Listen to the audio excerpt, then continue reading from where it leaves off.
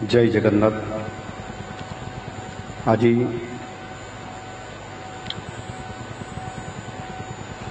जो जिलापाल सम्मिलनी एवं 2 दिन धरी राज्यस्तरीय जो जिलापाल एवं एसपी सम्मिलनी हम हूँ शुभअवसर रे आज मंचासीन थिबा श्रीयुक्त कनकवर्धन सिंहदेव महाशय, मान्यवर उपमुख्यमंत्री, मान्यवर उपमुख्यमंत्री श्रीमती प्रभाती परिडा महाशय, मुख्य शासन सचिव श्री मनोज आहूजा, उन्नयन कमिशनर तथा अतिरिक्त मुख्य शासन सचिव श्रीमती अनुगर, अतिरिक्त मुख्य शासन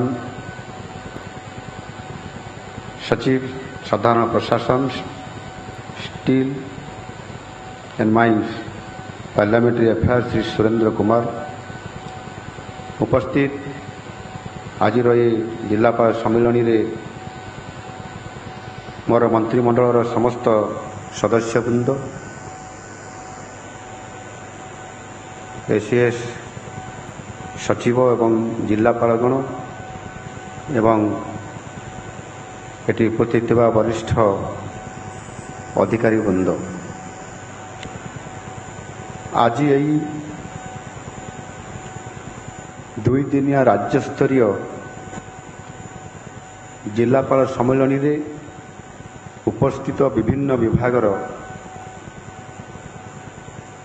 अन्यान्य अधिकारीगण मध्य मु आपण मानकु समस्तंकु पुणी थरे शुभेच्छा और अभिनंदन जनाऊँ।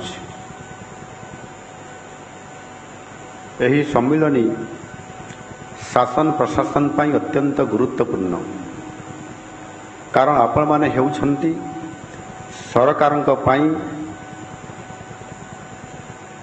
लास्ट माइल कनेक्टिविटी, लोक कल्याण पाई सरकार उत्तम उत्तम योजना और नीति निर्धारण करि पारिबे, किंतु ये सब योजना को धरा तलकू उतारी अंतिम हिताधिकारी पर्यंत पहुँचाइबारे जिलापाल मानकर भूमिका अत्यंत आवश्यकता मन करे।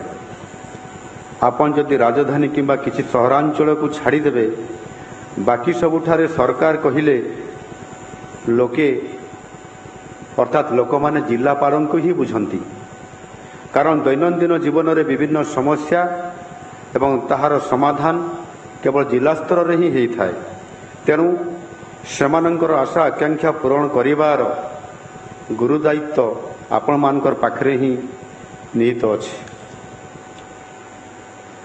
एही जिलापाल सम्मिलनी एटी ए कार्यक्रम 2 दिन धरी चलिबो। प्रथम दिन सरकारंकर बहु गुरुत्वपूर्ण योजना सुभद्रा योजना, धान किणा पाई सरकारंकर प्रस्तुति, पीएम जनमन, आदिवासी मानक उन्नति पाई ड्रॉप आउट हार को कमाइबा पाई माधव सिंह हाथ खर्च योजना, पीएम श्री प्रशिक्षण, निपुण ओडिशार प्रणयन, गोदावरी मिश्र आदर्श प्राथमिक विद्यालय योजनार प्रणयन, प्रधानमंत्री आवास योजनार सफल रूपायन, ग्रामांचल और सहरांचल को स्वच्छ और निर्मल पीवा पानी जोगैबा, शिल्पांचल उन्नति तथा इंडस्ट्रियल हब पाई आमर जो योजना अच्छी ताकू सफल करवा, अभियोग समाधान एवं सेवा प्रदान संबंध रे आज एवं ये 2 दिन विशेष भाव में आलोचना हम। योजनार सफल रूपायन हेले तार सफल लोक मानकर पाखरे पहुँची पारिबो। सफल रूपायनर दायित्व आपण मानकर हाथ रे। सरकारंकर जिते योजना अच्छी ताहार सफल रूपायन हेले आम राज्यर दारिद्र्य घुंचीजीव, लोक मानकर मुहरे हर्ष फुटिब। यही सब योजना विषय रे आगामी 2 दिन भितरे तन्न तन्न करी आलोचना करा जिवो। आज यही उच्चस्तरीय सम्मिलनी शासन और प्रशासन को नहीं मुख्यतः आलोचना हबार कार्यक्रम अच्छी। मु Marx Weber model of governance କିମ୍ବା ଫ୍ରେଡ୍ ରିଗ୍ସ କିମ୍ବା କୌଟିଲ୍ୟଙ୍କର ଅର୍ଥଶାସ୍ତ୍ର ବିଷୟରେ ଆଲୋଚନା କରିବାକୁ ଚାହୁଁନାହିଁ। ଆପଣମାନେ ସମସ୍ତେ ଏ ବିଷୟରେ ନିଶ୍ଚିତ ଭାବରେ ଯେତେବେଳେ ଆପଣଙ୍କର ଜୀବନର ଗୁରୁତ୍ୱପୂର୍ଣ୍ଣ ଦାୟିତ୍ୱ ନେବା ପୂର୍ବରୁ ୟୁପିଏସ୍ସିର ପ୍ରିପାରେସନ୍ ତଥା ମସୁରୀର ଟ୍ରେନିଂ ସମୟରେ ନିଶ୍ଚିତ ଭାବରେ ପଢ଼ିଥିବେ ଏବଂ ଏ କଥାକୁ ସମସ୍ତ କଥାକୁ ଜାଣିଥିବେ।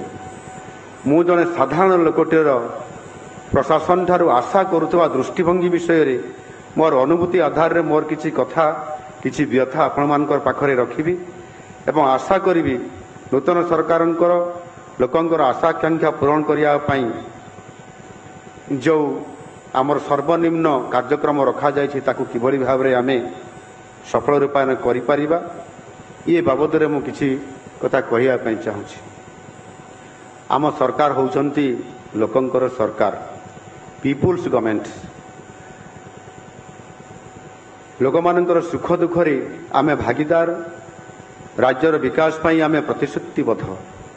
କୃଷି, ଶିକ୍ଷା, ସ୍ୱାସ୍ଥ୍ୟ, ଶିଳ୍ପ, ଗ୍ରାମାଞ୍ଚଳ ତଥା ସହରାଞ୍ଚଳର ଭିତ୍ତିଭୂମି ବିକାଶ ଏବଂ ମହିଳାମାନଙ୍କର ଉନ୍ନତି ଭଳି କ୍ଷେତ୍ରକୁ ପ୍ରାଧାନ୍ୟ ଦେବା ଓ ରାଜ୍ୟର ଆର୍ଥିକ ବିକାଶର ଗତିକୁ ତ୍ୱରାନ୍ୱିତ କରିବା ପାଇଁ ଆମ ସରକାର ପଦକ୍ଷେପ ନେବା ପାଇଁ ଯାଉଛନ୍ତି। ଆପଣମାନଙ୍କର କଠିନ ପରିଶ୍ରମ ନିଷ୍ଠା ଦ୍ୱାରା ହିଁ ସବୁ ପଦକ୍ଷେପର ସଫଳ ଲୋକଙ୍କ ପାଖରେ ପହଞ୍ଚିବ ଏବଂ ଆମେ ଯାହା ଆଶା କରୁଛୁ, ଆମ ନୂଆ ସରକାର ଯାହା ଆଶା ଆମେ କରୁଛନ୍ତି, ଆଗାମୀ ଦିନମାନଙ୍କରେ ଆମ ରାଜ୍ୟ ଓଡ଼ିଶାରେ, ଭାରତ ବର୍ଷରେ ଓଡ଼ିଶା 1 ନମ୍ବର ରାଜ୍ୟରେ ପରିଣତ ହେବାର ଏ ଯେଉଁ ସ୍ୱପ୍ନ ଅଛି ତାହା ସାକାର ହୋଇପାରିବ। ଆପଣମାନେ ଜାଣିଛନ୍ତି ଓଡ଼ିଶା ଏକ ସମ୍ବଳରେ ଧନୀ ରାଜ୍ୟ, କିନ୍ତୁ ଏ ସମ୍ବଳକୁ ବିନିଯୋଗ କରି ଲୋକେ ଯେଉଁ ସଫଳ ପାଇବା କଥା ବିଭିନ୍ନ କାରଣରୁ ତାହା ଆଜି ପର୍ଯ୍ୟନ୍ତ ସଫଳ ହୋଇପାରି ନାହିଁ ବୋଲି ମୋର ମନେ ହୁଏ। ଏ ବିଷୟରେ ଆପଣମାନେ ତଥା ରାଜ୍ୟବାସୀ ଉଣା ଅଧିକେ ନିଶ୍ଚିତ ଭାବରେ ଜାଣିଛନ୍ତି। ଯେତେବେଳେ ଶାସନ ଅପାରକଙ୍କ ହାତରେ ଚାଲିଯିବ, ଯାହାର ଲୋକଙ୍କର ପାଇଁ ଆବେଗ ବା ଟିକିଏ ମଧ୍ୟ ସମ୍ବେଦନଶୀଳତା ନଥିବ, ସେମାନଙ୍କଠୁ ଲୋକ କଲ୍ୟାଣ କରିବା କିମ୍ବା କଳ୍ପନା କରିବା ନିଶ୍ଚିତ ଭାବରେ ଗୋଟିଏ ବୃଥା ସଦୃଶ ହେବ। ସେକାଳ ପଖାଳ ଆଉ ନାହିଁ। ଗତ ଜୁନ୍ 12 ତାରିଖରେ ନୂତନ ସୂର୍ଯ୍ୟୋଦୟ ହୋଇସାରିଛି। ଗତ 100 ଦିନ ଭିତରେ ସରକାର ନେଇଥିବା ବିଭିନ୍ନ ଯୋଜନା ଓ ନୀତିକୁ ସମୀକ୍ଷା କଲେ, ଆଲୋଚନା କଲେ ଏବଂ ଆପଣମାନେ ଯଦି ଜାଣିବା ପାଇଁ ଚାହିଁବେ ତାହେଲେ ନିଶ୍ଚିତ ଭାବରେ ଜାଣିପାରୁଥିବେ କିଭଳି ଭାବରେ ନୂଆ ସରକାରର ନୂଆ ଯୋଜନା ଏବଂ ନୂଆ ନିଷ୍ପତ୍ତି ଏବଂ ଆମର ମ୍ୟାନିଫେଷ୍ଟୋ ଆଧାରରେ ଆମେ କିଭଳି ଭାବରେ କାର୍ଯ୍ୟକ୍ରମ କରିବା ପାଇଁ ଯାଉଛନ୍ତି। ଆଜିର ଏହି ମଞ୍ଚରେ ମୁଁ ନିଶ୍ଚିତ ଭାବରେ ନିଜର କିଛି ଅନୁଭୂତି କଥା ସାମ୍ନାରେ ରଖିବି। ଗତ ପ୍ରାୟ 27 ବର୍ଷ ହେଲାଣି ମୁଁ ରାଜନୈତିକ ଜୀବନରେ ଓଡ଼ିଶା ଲୋକଙ୍କ ସାଙ୍ଗରେ ତାଙ୍କର ସୁଖ ଦୁଃଖରେ ମୁଁ ସାମିଲ ହୋଇକରି ଅଛି। ଜଣେ ସରପଞ୍ଚରୁ ଆରମ୍ଭ କରି ବିଧାୟକ ହେବା ଏବଂ ବିଧାୟକ ଏହି ଲୋକଙ୍କର ସେବା କରିବାର କାମ ମୋତେ ସୁଯୋଗ ମିଳିଛି। ଏହି ପ୍ରାୟ 2 ଦଶନ୍ଧିରୁ ଉର୍ଦ୍ଧ୍ୱ ସମୟ ଭିତରେ ଲୋକଙ୍କର ସହିତ ମିଶିବା, ତାଙ୍କର ସମସ୍ୟା ସହିତ ଜଡ଼ିତ ହେବା ଏବଂ ଲୋକଙ୍କର କଷ୍ଟ ବହୁ ନିକଟରୁ ମୁଁ ତାଙ୍କର ସହିତ ଉପସ୍ଥିତ ରହିକରି ମୁଁ ଏହାକୁ ଦେଖିଛି ଏବଂ ତାକୁ ଲାଘବ କରିବା ପାଇଁ ମଧ୍ୟ ସାଧ୍ୟ ମତେ ମୁଁ ଚେଷ୍ଟା କରି ଆସୁଛି। ଯେତେବେଳେ ମୁଁ ସରପଞ୍ଚ ଥିଲି, ସରପଞ୍ଚ ସ୍ତରର ଯେଉଁ ସମସ୍ୟା, ଲୋକଙ୍କର କଥା, ଲୋକଙ୍କର ଦୁଃଖ, ଲୋକଙ୍କର ବ୍ୟଥା ମୋ ପାଖକୁ ଆସୁଥିଲା, ଆଜି ମୁଖ୍ୟମନ୍ତ୍ରୀ ହେଲା ପରେ ମଧ୍ୟ ଠିକ୍ ସେଇଭଳି ଭାବରେ ସେଇଭଳି ଦୁଃଖ, କଷ୍ଟ ଏବଂ ତାଙ୍କର ବ୍ୟଥା ମୋ ପାଖକୁ ଆସୁଛି।